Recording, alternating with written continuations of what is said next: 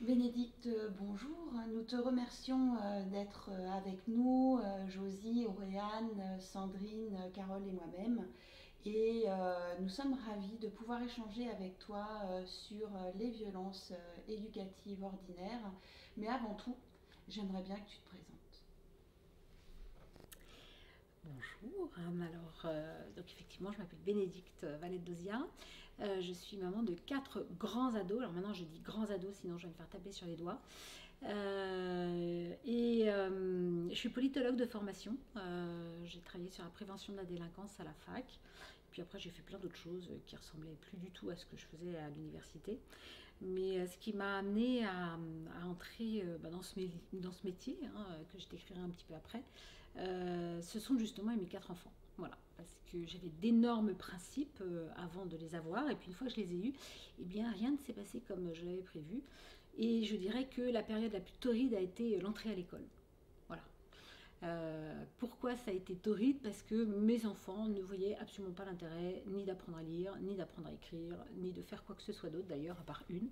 Mais les autres, voilà, ce qui les intéressait, c'était de jouer, c'était de découvrir, c'était de courir dans la boue, de construire des cabanes, de ramener des insectes à la maison, mais absolument pas d'apprendre à lire, à écrire. Et donc, je me suis un peu arraché les cheveux. Alors, grâce à ma sœur qui est instite, j'ai découvert la pédagogie des gestes mentaux que j'ai appliqué, d'Antoine de la Garandrie, que donc j'ai commencé à appliquer avec ma fille qui était au CP. À cette époque-là, nous étions à Grenoble. Et puis nous sommes venus habiter à Strasbourg. Et là, il n'y avait plus de gestion mentale. Voilà, ça avait disparu. Donc j'ai dû faire des pirouettes pour m'intéresser, enfin pour essayer de voilà, découvrir d'autres choses, ou en tout cas de me former. Donc j'ai commencé à me former à la pédagogie des gestes mentaux. Et en me formant à la pédagogie des gestes mentaux, bah, il y avait toujours un petit truc qui me titillait. C'est que j'ai commencé à m'occuper d'autres enfants. Il y a toujours un petit truc qui me titillait, c'est que bah, malgré toutes les infos qu'on pouvait donner aux enfants, tous les petits jeux qu'on pouvait leur faire faire pour découvrir leur fonctionnement mental et leur façon d'apprendre, il y en a, ça produisait rien du tout. Donc je me suis dit, je ne suis peut-être pas au bon endroit. Voilà. Peut-être qu'il y a des choses que je ne perçois pas. Et c'est comme ça que j'ai commencé à m'intéresser à tout ce qui était communication positive. Voilà. Alors déjà, j'avais un petit peu commencé avec mes enfants pour changer ma façon de m'adresser à eux. Parce que bah, voilà, moi j'avais des poissoteurs, ils sont toujours un peu poissoteurs. Et donc, dans les structures, ça se passait pas toujours bien. J'étais pas toujours accueillie à bras ouverts. On me regardait toujours un peu de travers quand j'arrivais avec mes enfants qui hurlaient, qui chahutaient, et au départ, donc, je ne faisais que leur crier dessus, ce qui n'arrangeait absolument pas les choses. J'ai quand même bien dû me rendre compte que ça fonctionnait pas. Et donc j'ai essayé de trouver des alternatives pour faire autrement avec eux. Euh, et petit à petit, donc avec les petits élèves dont je m'occupais, je me suis dit, bah, en fait, c'est la même chose, quoi. C'est que peut-être que les mots qu'on utilise pour essayer de faire passer nos messages ne sont pas les bons. Et peut-être que notre façon d'aborder la réussite, d'aborder les connaissances, les apprentissages, bah, c'est pas la bonne chose non plus. Et donc là, bah, de fil en aiguille, je me suis formée à plein de trucs au Canada,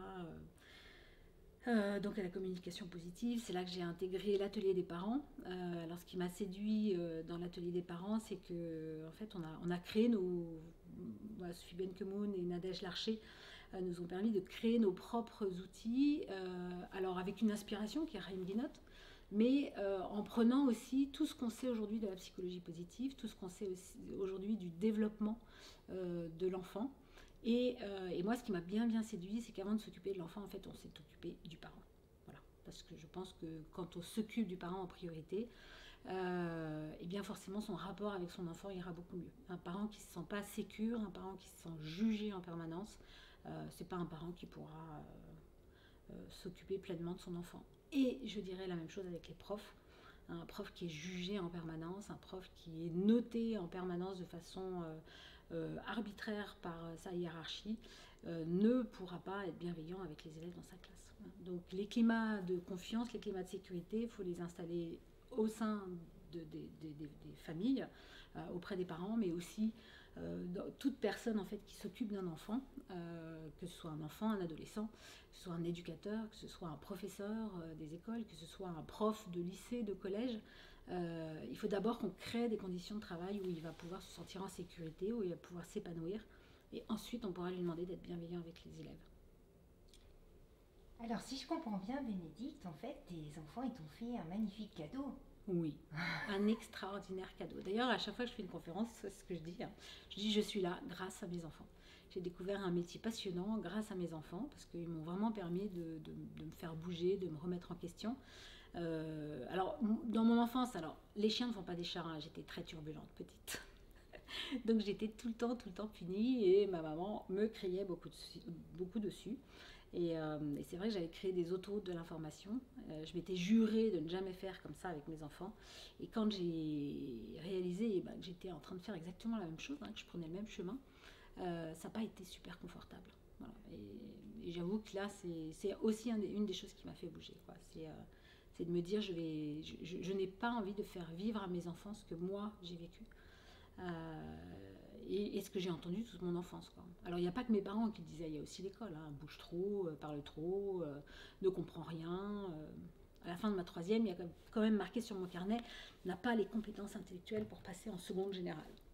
Voilà. Donc quelques années plus tard, quand j'ai atterri en DEA de sociologie politique, les profs de mon école n'en revenaient pas. Et donc ce qu'il disait, c'est si on avait su. Bah oui, non, mais en fait, c'est pas comme ça que ça fonctionne. On ne peut pas dire à un élève au collège ou au primaire, tu n'arriveras à rien, ta vie est fichue si tu ne travailles pas. Il y a des fonctionnements mentaux qui sont différents, des gens qui avancent chacun à leur rythme. Par contre, ce qui est sûr, c'est que quand on les rabaisse, quand on leur signale toujours ce qui ne va pas, on ralentit la machine. Et parfois même, on la bloque. Alors, toi, tu es rentrée dans les VO par le biais finalement des comportements atypiques. Oui, oui, je me suis beaucoup interrogée sur qu'est-ce qui. Alors déjà, moi, une chose qui m'avait surprise, c'est qu'est-ce qui fait que j'ai raté à l'école, parce que clairement, j'étais vraiment pas bonne. Et qu'est-ce qui fait. Donc, j'ai fait un BEP, ça a été un social.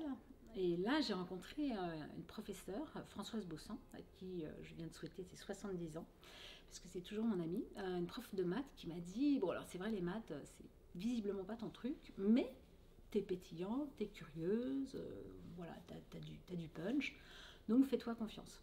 Donc après le BEP, j'ai fait un bac F8, et à la fin du bac F8, j'ai voulu faire de l'histoire. Et là, tout le monde m'a dit, mais n'importe quoi, quand on sort d'un bac technique, on ne va pas à l'université et on ne fait pas de l'histoire. Donc j'ai appelé Françoise et je lui ai dit, vous en pensez quoi? Et elle me dit, mais toi, qu'est-ce que tu en penses? Je lui ai dit, moi je revis, ça me plaît, je sens que ça va me plaire. Et elle m'a dit, vas-y. Je lui ai dit, oui, mais si je rate? Elle m'a dit, de toute façon, si tu n'y vas pas, tu ne sauras pas si tu vas rater ou réussir. Et après être allée, donc, de m'être inscrite à la fac, j'ai eu quasiment toutes mes années en juin à partir de ce moment-là.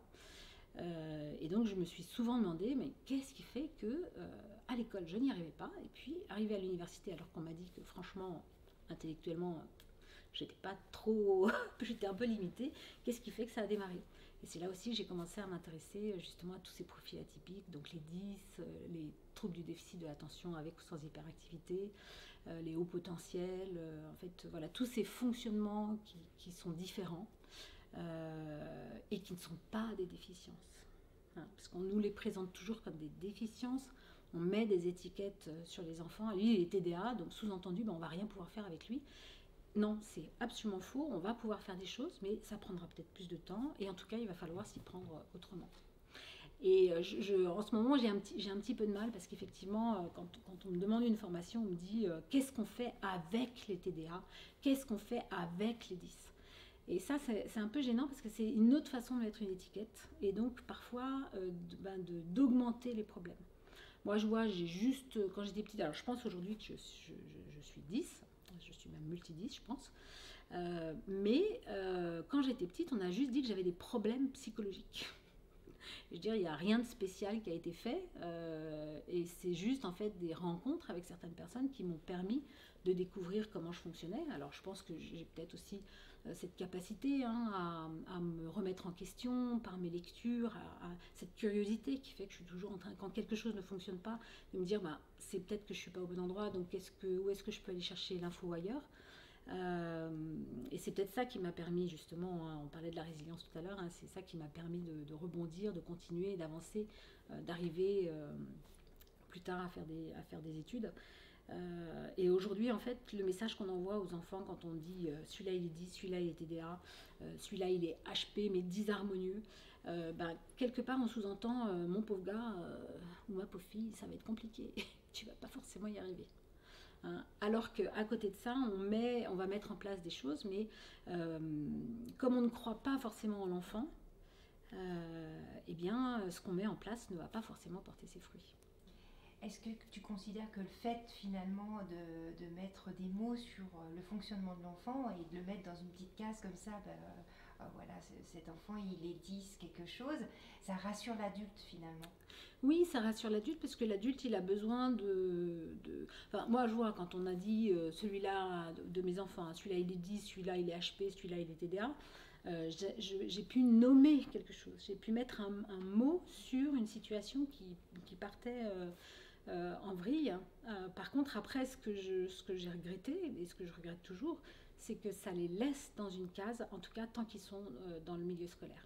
On va les mettre dans une case, on va mettre en place, alors avec beaucoup de bonne volonté et de générosité, souvent je ne remets absolument pas ça en question, mais on va les bloquer, et au final, ce qui aurait dû les aider va encore plus les handicaper. Moi, souvent, je dis, les 10, on ne doit pas leur donner moins d'informations, on doit donner l'information autrement. Moi, je sais que bien qu'étant en échec scolaire, en troisième, j'avais lu Camus. Voilà, mais toute seule dans mon coin. Et si l'enfant ne veut pas lire, on lui fait écouter mais en fait on ne va pas lui donner des textes beaucoup plus simples. En fait il faut juste qu'on trouve le moyen de lui transmettre cette information, mais sous une autre forme. Moi je me souviens, j'ai pas une mémoire super bonne, parce que j'ai une mémoire courte, enfin une mémoire oui, mais ma mémoire à long terme, parce qu'en fait je retiens ce qui fait du sens pour moi. Quand ça fait du sens, j'ai zéro problème. Mais alors me faire retenir ne serait-ce que mon numéro de carte bleue, j'y arrive pas. Voilà, parce que les chiffres n'ont pas de sens pour moi. Donc, et ma mémoire de travail est assez courte, moi, pour pouvoir. D'où mon intérêt pour le sketchnoting. C'est pour ça que je me suis formée aussi à toutes ces techniques d'apprentissage. Avec le sketchnoting, je retiens mieux parce que je fais des petits dessins, je fais des petits croquis, je fais des trucs qui me permettent de mémoriser plus facilement. Mais sinon, j'ai vraiment un mal fou à retenir certaines informations.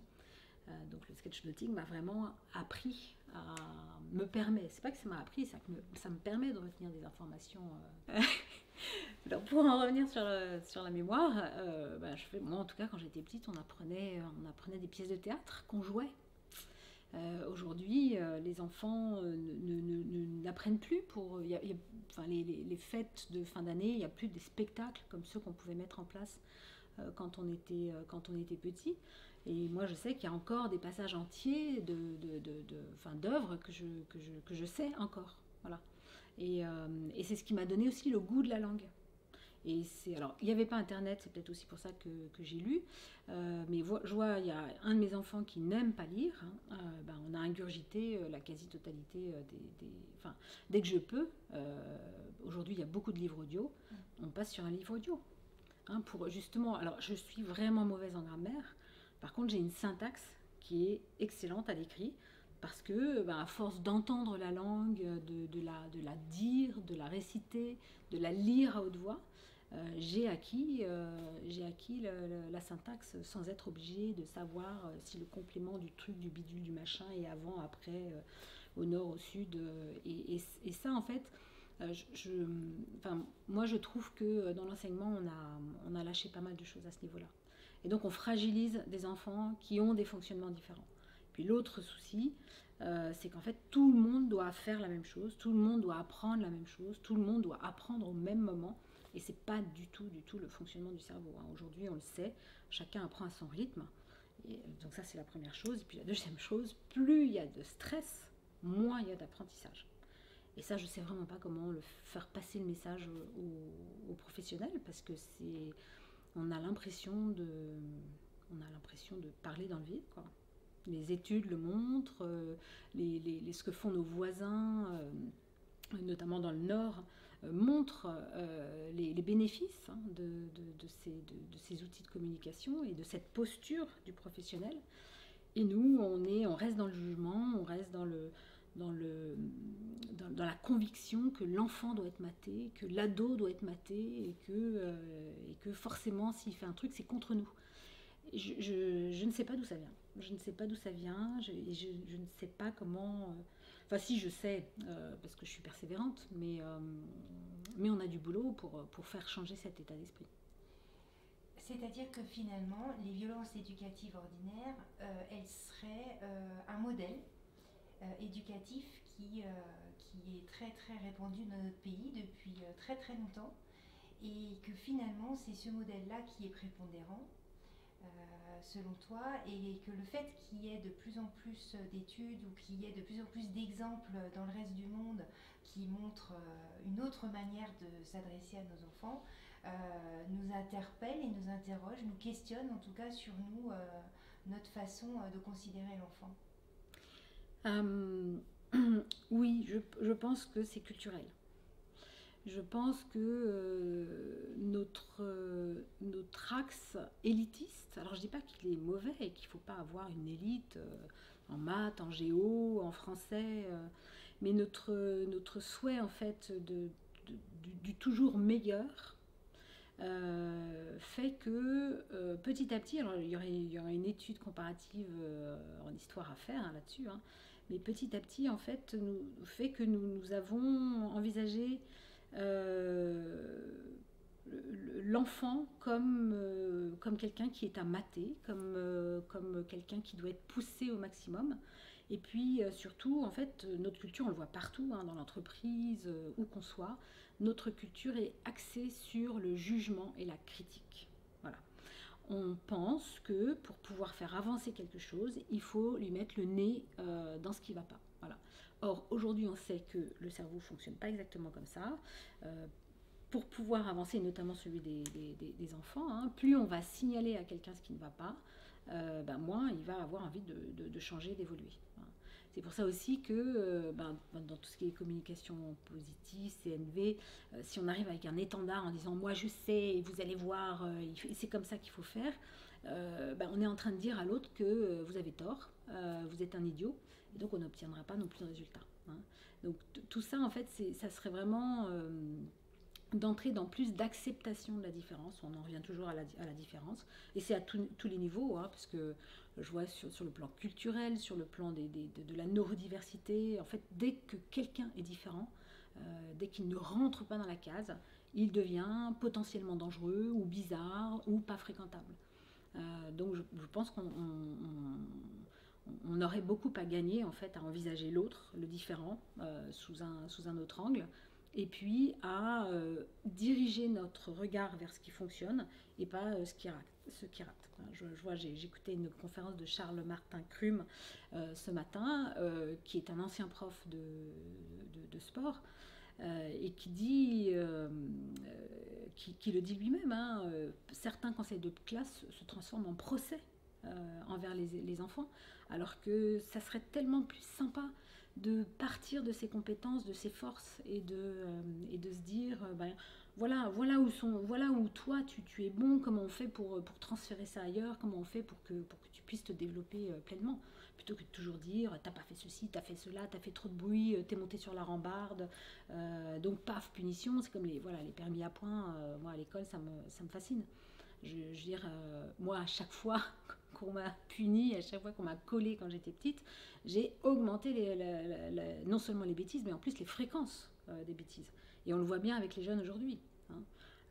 Coller ne résout rien. D'ailleurs, si la punition fonctionnait, les prisons seraient vides. Voilà. Or, elles sont pleines et même elles débordent. Donc, c'est que notre système, il n'est pas au bon endroit. Et je ne dis pas qu'il faut qu'on soit dans le monde des bisounours où tout le monde s'aime. Bien évidemment qu'il faut sanctionner, mais nous, en fait, à Atelier des parents, ce qu'on propose, c'est la réparation. C'est apprendre, en fait, à l'enfant à réparer avec des conséquences qui peuvent être logiques, qui peuvent être réparatrices, à favoriser le développement de l'empathie, hein, c'est-à-dire la prise de conscience de ce que je viens de faire, qu'est-ce que ça a fait sur l'autre. Et du coup, comment je vais faire pour recréer le lien avec lui? Comment je vais faire pour que nos relations redeviennent saines? Et ça, normalement, c'est l'adulte qui devrait le montrer à l'enfant. Or, très souvent, alors pas tout le temps, on est d'accord, hein, parce qu'il y a plein de gens qui font des efforts, comme vous, par exemple, mais très souvent, on est plus dans la critique, on est plus dans le... Et moi, je vois, quand je suis fatiguée, c'est ce que j'ai appris dans mon enfance qui ressort. Et donc, je vais faire une réflexion. Alors, heureusement, maintenant, j'ai des ados qui me disent « Ah, mais là, t'es pas en communication positive. » Donc, je dis « Ok », donc hop, on reformule. Alors ça, par contre, je trouve que c'est aussi chouette. Hein, quand on voit son parent se planter, s'excuser et recommencer, ça nous montre que on réussit pas toujours et que c'est parce qu'on va s'entraîner que petit à petit on va finir par y arriver et qu'il n'y a pas de problème de se planter. Ça c'est un autre des problèmes en France, hein, c'est que l'échec n'est pas acceptable. Donc quand on échoue, c'est qu'on est nul. Et donc, si on a autant de décrochage scolaire à l'heure actuelle, alors il y a le Covid, on est d'accord, hein, mais il n'y a pas que le Covid, hein, c'est aussi tout un tas de jeunes qui on leur montre tellement pas tout ce qu'ils pourraient faire, et on leur montre tellement tout ce qu'ils ne devraient pas faire ou qu'ils font mal, qu'on supprime l'envie. On supprime l'envie de réussir, on supprime l'envie d'entreprendre. Alors, tu parles depuis le début d'autoroute de l'information. Moi, j'aimerais vraiment t'interroger sur cette notion-là, justement parce que ça a du sens quand on est un parent ou un éducateur de savoir qu'on a des autoroutes de l'information. Alors oui, je parle d'autoroute de l'information. Alors c'est très schématique, hein.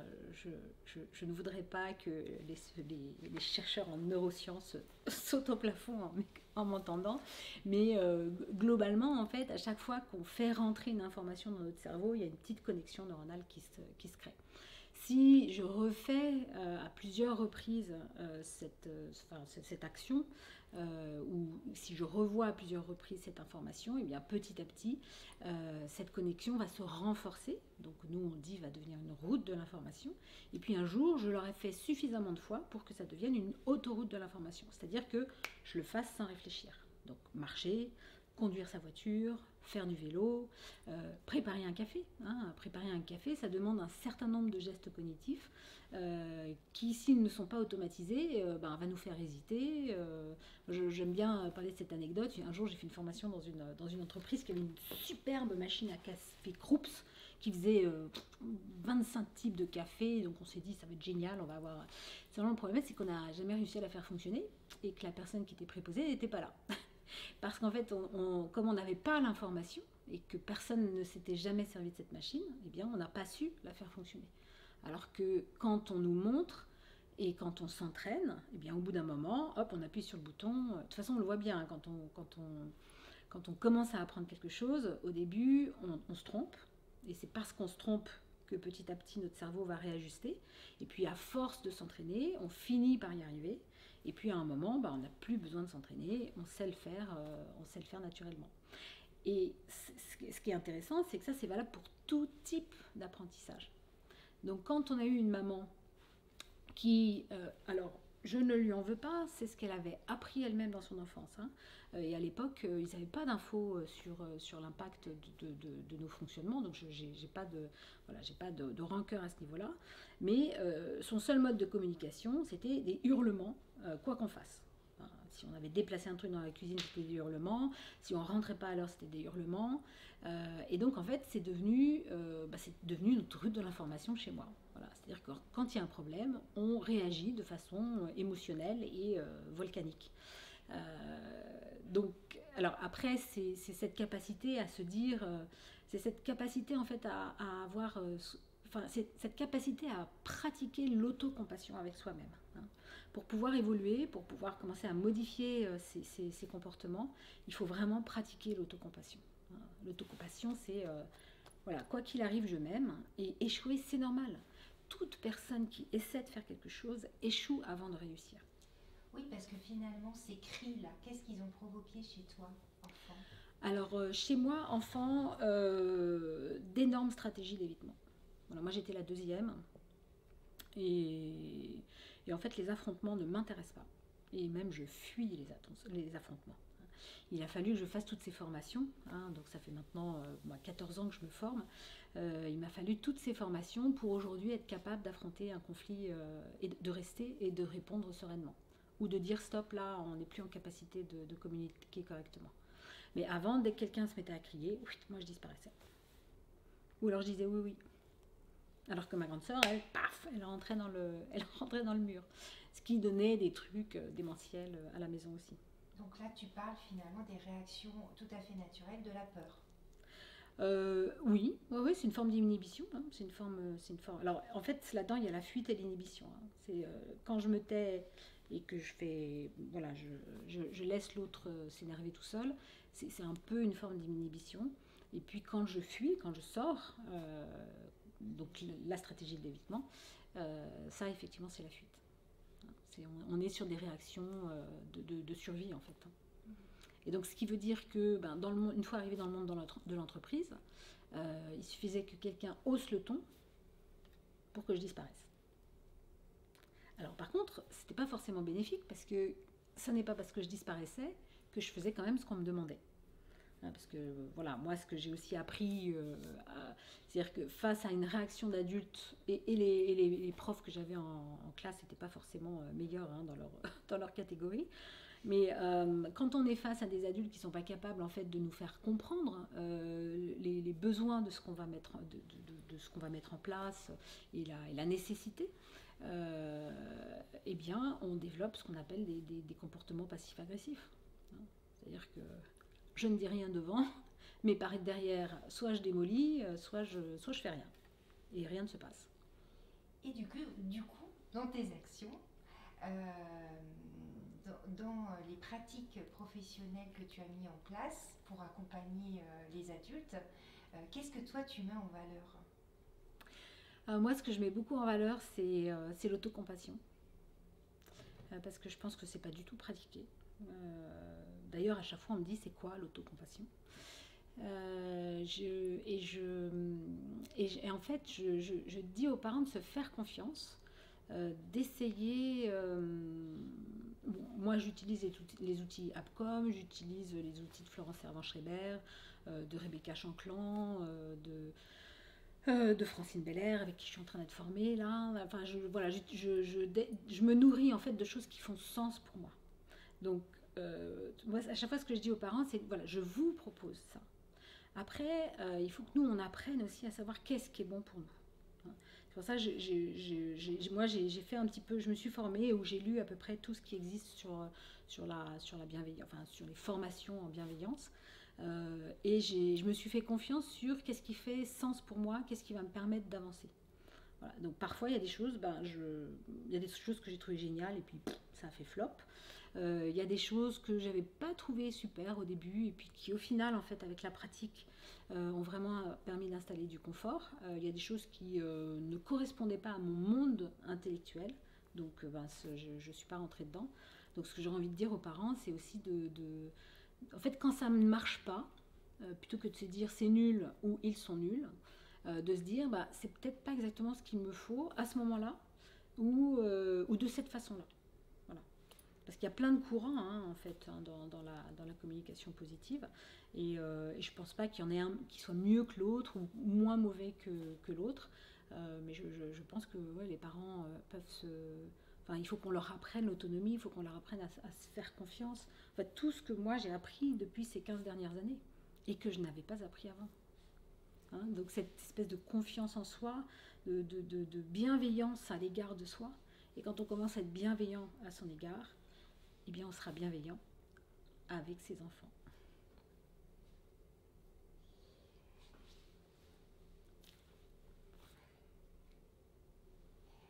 Donc finalement, Bénédicte, quand tu accompagnes les parents qui ont face à eux tout un tas de modèles, tu leur dis tester.